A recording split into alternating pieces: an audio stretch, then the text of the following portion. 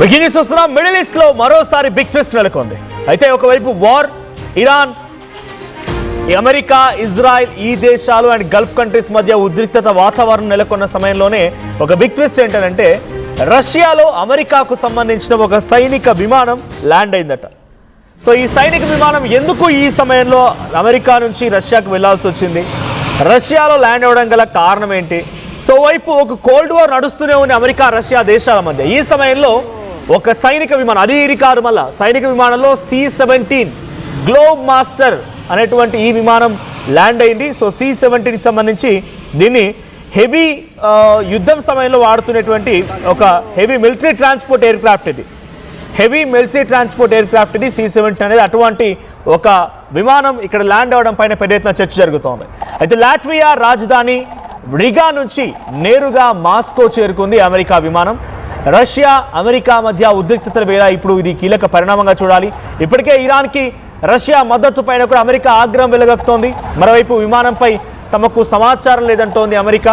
And America Iran యుద్ధం నేపథ్యంలో మరింతగా ఇప్పుడు ఈ అంశం ఉత్కంఠగా మారింది. అమెరికాకు తెలియకుండా విమానం ఎలా ల్యాండ్ అయింది? విమానం రాక యుద్ధానికి సంకేతమా? అమెరికా రష్యాపై దాడికి సిద్ధమవుతోందా? అమెరికా రష్యా మధ్య యుద్ధం దిశగా అడుగులు పడుతున్నాయా? ఇప్పుడు ఈ క్వశ్చన్స్ ఈ ఫ్లైట్ ల్యాండ్ తర్వాత రేజ్ అవుతున్న క్వశ్చన్స్. అది నిజానికి ఆ ఫ్లైట్ ల్యాండ్ అయింది 25 ఆగస్ట్ 2026 రోజున, 25 ఆగస్ట్ 2026 రోజున C-17 గ్లోబ్ మాస్టర్ 3 దీని పేరు. సో 077181 నెంబర్ గల ఆర్మీ US మిలిటరీ రిజిస్ట్రేషన్ కలిగిన సంబంధించినటువంటి ఒక ఫ్లైట్ ఇది. సో ల్యాండింగ్ వచ్చేసి రష్యా రాజధాని మాస్కోకి సమీపంగా ఉన్నటువంటి నుకోవో ఎయిర్పోర్ట్లో ఇది ల్యాండ్ అయింది. సో ఎక్కడి నుంచి స్టార్ట్ అయింది? రష్యాకు ముందు దీని స్టాప్ ఎక్కడ? సో అమెరికా నుంచి రిగాకు వచ్చిందంట. రిగా ఇక్కడ లట్వియాకు సంబంధించి రాజధాని రిగా. ఇక్కడ నుంచి స్టార్ట్ అయింది. 23వ తేదీన ఆగస్టు 23వ తేదీ నుంచి వాషింగ్టన్ DC నుంచి సమీపంలోని Camp Springs or Joint Base Andrews నుంచి రిగాకు వచ్చింది. రిగా నుంచి రష్యాకు వచ్చింది. సో అమెరికా నుంచి డైరెక్ట్గా రష్యాలో ల్యాండ్ అవ్వలేదు. అమెరికా నుంచి మధ్యలో రిగా వరకు వచ్చింది. రిగా నుంచి మాస్కో ల్యాండ్. ఆ విజువల్స్ మనం చూస్తున్నాం. సో రిగా, లట్వియా రాజధాని రిగా నుంచి మాస్కోలోని నుకోవో ఎయిర్పోర్ట్కి ల్యాండ్ అయింది. 23 ఆగస్టున వాషింగ్టన్ DC దగ్గర ఉన్నటువంటి జాయింట్ బేస్ ఆండ్రియోస్ ఆ ఎయిర్ బేస్ నుంచి మొదలైనటువంటి ఈ విమానం రిగాకు వచ్చింది. రిగా నుంచి ఇప్పుడు మాస్కో ల్యాండ్ అయింది. అసలు ఇప్పుడు ఎందుకు ఇక్కడ ల్యాండ్ అవ్వాల్సి వచ్చింది? సో ప్రజెంట్ ప్రపంచవ్యాప్తంగా ఇప్పుడు ఈ అంశం చర్చ దారితీస్తోంది. సో ఈ విమానం మాస్కో ల్యాండ్ అయినటువంటి సమయంలోనే అమెరికాకు సంబంధించినటువంటి CIA central intelligence agency director John Ratcliffe రష్యాలోనే ఉన్నారనేటువంటి ప్రచారం కూడా జరిగింది.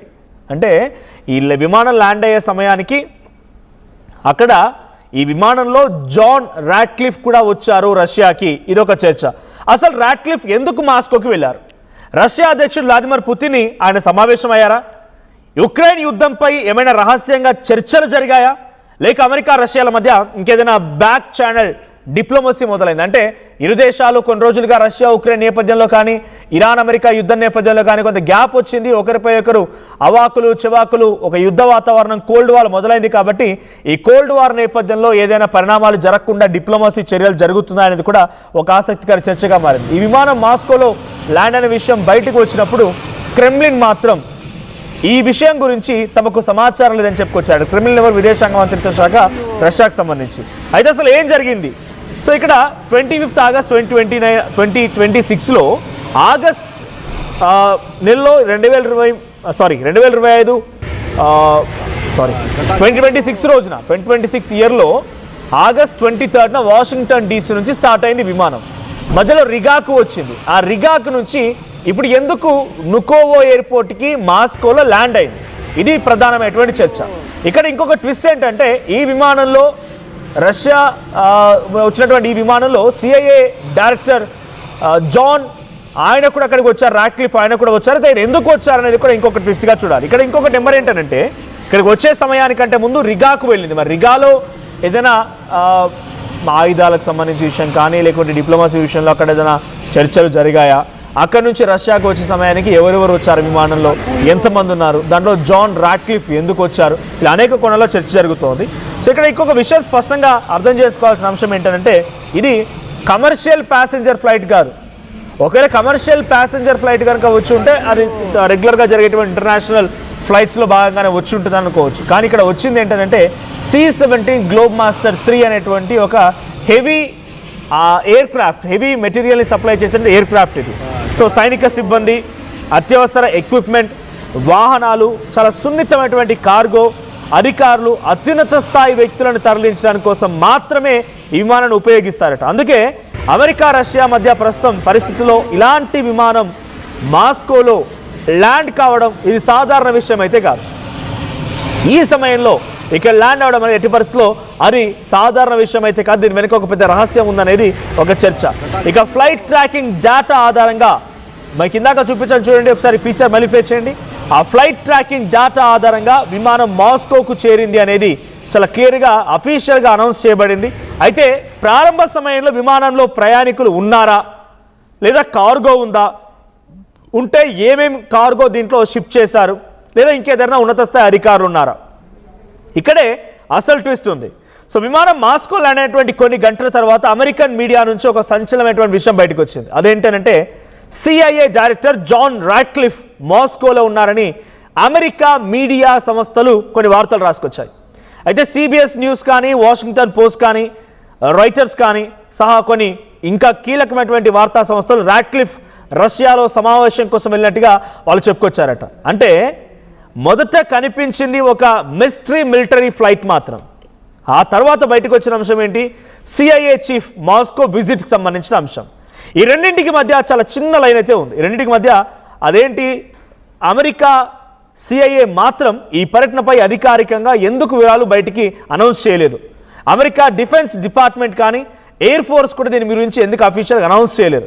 అసలు జాన్ రాట్క్లిఫ్ ఎందుకు ఆయన మాస్కోకి వెళ్ళారు, ఆయన స్థాయి ఏంటి, అమెరికా ఎందుకు ఆయన రష్యాకి పంపించింది, ఇక్కడే ఒక క్వశ్చన్. అమెరికాకు సంబంధించి సెంట్రల్ ఇంటెలిజెన్స్ ఏజెన్సీ అధిపతి ఈ జాన్ రాట్క్లిఫ్. సో విదేశాంగ గూఢాచారి సమాచారాన్ని సేకరించడం, దాన్ని అనలైజ్ చేయడం, ఆ తర్వాత వాళ్ళ నేషన్కి సంబంధించిన సెక్యూరిటీ విషయంలో ఇంటెలిజెన్స్ అందించడం వంటి కీలకమైనటువంటి బాధ్యత నిర్వర్తించే వ్యక్తే ఈ జాన్ రాట్క్లిఫ్. కాబట్టి CIA డైరెక్టర్ స్వయంగా మాస్కోకు వెళ్ళడం, అది ఒక US మిలిటరీ ఎయిర్ క్రాఫ్ట్లో వెళ్ళడం అంతర్జాతీయంగా ఇప్పుడు పెద్ద ఎత్తున ప్రాధాన్యత సంతరించుకుంది. ఇది ఒక సాధారణమైనటువంటి డిప్లొమాటిక్ విజిట్ కంటే కూడా ఇంటెలిజెన్స్ లెవెల్ కమ్యూనికేషన్ జరిగేటువంటి ఒక పరిస్థితి ఉండొచ్చు అనేది ఇంకో క్వశ్చన్. ఇక పుతిన్తో సమావేశం జరిగిందా, మరి ఒక దేశానికి సంబంధించి CIA చీఫ్ వచ్చారన్నప్పుడు ఆ దేశ ప్రధానితో భేటీ అవుతారా, లేదంటే ఆ దేశ అధ్యక్షుడితో భేటీ అవుతారా, లేదు ఆ దేశంలో ఉన్నటువంటి ఏదైనా ఇంటెలిజెన్స్ నిఘా వర్గాలతో భేటీ అవుతారా, ఆర్మీయా, మిలిటరీయా, ఎయిర్ ఫోర్స్ అనేది చూడాలి. సో ఇక్కడ రష్యా అధ్యక్షుడు వ్లాదిమిర్ పుటిన్ రాట్క్లిఫ్తో షెడ్యూల్కి సంబంధించి మీటింగ్ ఉందా అని అంటే అది లేదు అనేది క్రెమ్లిన్ స్పోక్స్ పర్సన్ డ్మిట్రీ పెస్కోవ్ చెప్తూ ఉన్నారు. సో దీని ప్రకారం ఎటువంటి మీటింగ్ షెడ్యూల్ లేదు, ఎవరితో సమావేశం కాలేదు, ఎవరితో ఏమి చర్చించలేదు కూడా. సో ఇటు జాన్ రాట్క్లిఫ్ CIA ప్రతినిధిగా, CIA చీఫ్గా రష్యాలో అడుగు పెట్టడం వెనుక కారణం ఏమై ఉండొచ్చు అనేదని కూడా ఒక చర్చ జరుగుతోంది. రష్యా ఉక్రెయిన్ నేపథ్యంలో రష్యాకి అమెరికా వ్యతిరేకంగా మారింది. రష్యా కూడా కొంత తీవ్రమైనటువంటి చర్యలకి అమెరికాపై దిగబోతోన్నటువంటి చర్చలు జరుగుతున్న సమయంలో ఇప్పుడు రెండు దేశాల మధ్య డిప్లొమాటిక్ చర్చల కోసం జాన్ రాట్క్లిఫ్ ఇక్కడికి వచ్చారా? లేదు. ఇరాన్కి అమెరికా యుద్ధం చేస్తున్న సమయంలో ఇరాన్కి రష్యా సపోర్ట్ ఇస్తోంది కాబట్టి రష్యా నుంచి వెళ్ళేటువంటి ఆయుధ సామగ్రి నిలిపివేయాలి, ఇరాన్ని ఎలాగైనా తమ కంట్రోల్లోకి తీసుకొచ్చుకోవాలనేటువంటి ఒక ప్రతిపాదన చేయడానికి CIA చీఫ్ రష్యా మాస్కోకి వెళ్ళారా, లేదంటే ఇంకేదైనా కారణాలు ఉన్నాయో చూడాలి. బట్ ఫైనల్లీ ఇక్కడ మొదటి అంశం ఏంటంటే ఉక్రెయిన్ వార సమయంలో రష్యాపై వ్యతిరేకంగా జరుగుతున్నటువంటి అమెరికా విధానాలకి దాన్ని కంట్రోల్ చేయడం కోసం ఎస్ వీఆర్ విత్ యూ, మేము ఏ దేశానికి సంబంధించిన సపోర్టర్స్ కాదు, మీరు మాకు వ్యతిరేకంగా మారకండి, మీరు మాపై ఇంకేదైనా ఆంక్షలు ఉంటే ఆంక్షలు విధించకండి అని రష్యాతో ఒప్పందం కుదుర్చుకోవడం కోసం మొదటి అంశం. అయితే రెండో అంశం అమెరికా రష్యాల మధ్య డిటైన్డ్ సిటిజన్స్ లేదా ప్రిజనరీ అంశం కూడా ఉన్నదంట. సో గతంలో CIA కూడా అమెరికా రష్యా ప్రిజనరీ నెగోషియేషన్స్ని ఇడిపించడం కోసం ఆ చర్చలు జరిపించింది. ఏదైనా అమెరికన్ సిటిజన్ రిలీజ్ లేదా ప్రిజనరీ ఎక్స్చేంజ్ విషయంలో కూడా ఇది అయి ఉండొచ్చు. ఇది ఇప్పటికీ ఇంకా అధికారికంగా ఎక్కడ కూడా అనౌన్స్ చేయబడలేదు. ఇక మూడో అంశం ఇరాన్కి సంబంధించిన అంశం. ఇక నాలుగో అంశం అమెరికా రష్యాతో మళ్ళీ డిప్లొమసీకి సంబంధించిన అంశంగా చూడాలి. ఇక ఉక్రెయిన్కు అమెరికా ఏం చెప్పింది అనేది కూడా బిగ్ క్వశ్చన్గా ఉంది. రాట్క్లిఫ్ మాస్కోలో ఉన్న సమయంలో రష్యాలోని కొన్ని ప్రాంతాలపైన అటాక్స్ చేయకుండా ఉక్రెయిన్ కూడా కోరినట్టుగా ఇటు అమెరికా మీడియా సంస్థల నుంచి మాటలు వచ్చాయి. కివ్ ఇండిపెండెంట్ ప్రకారంగా మాస్కో మరియు సెయింట్ పీటర్స్బర్గ్ పై అటాక్స్ విషయంలో కూడా అమెరికా యుక్రెయిన్కి రిస్ట్రెయింట్ సూచించినట్టుగా ఒక సోర్స్ తెలిపిందంట. సో క్రెమ్లిన్ ఎందుకు మాకు సమాచారం లేదు అంది. సో అసలు స్పోక్స్ పర్సన్గా ఉన్నటువంటి క్రెమ్లిన్ ఇందాక చెప్పినట్టుగా డ్మిట్రీ పెస్కో ఆయన ఎందుకు మాకు సమాచారం లేదని చెప్పారనే దాని విషయంలో కూడా అసలు దీన్ని చాలా డిప్లొమాటిక్గా మూడో కంటికి తెలియకుండా ఈ సమావేశాన్ని ముగించాలన్న ఒక ఉద్దేశంతో బహుశా రష్యా కానీ అమెరికా ఉండుంటే అందుకే ఇక్కడ కూడా ఈ విషయాన్ని బయటకు రానికుండా చేశాయి. ఇప్పుడు రష్యా అమెరికా ఈ చర్చల నేపథ్యం లేకపోతే ఒక విమానం రష్యాలో ల్యాండ్ అవడం వెనుక ఎటువంటి పరిణామాలు చోటు చేసుకుంటాయి, ప్రపంచవ్యాప్తంగా ప్రపంచ మార్కెట్ పైన ప్రపంచ దేశాల పైన ఇది ఎటువంటి ప్రభావాన్ని చూపిస్తుందో చూడాలి.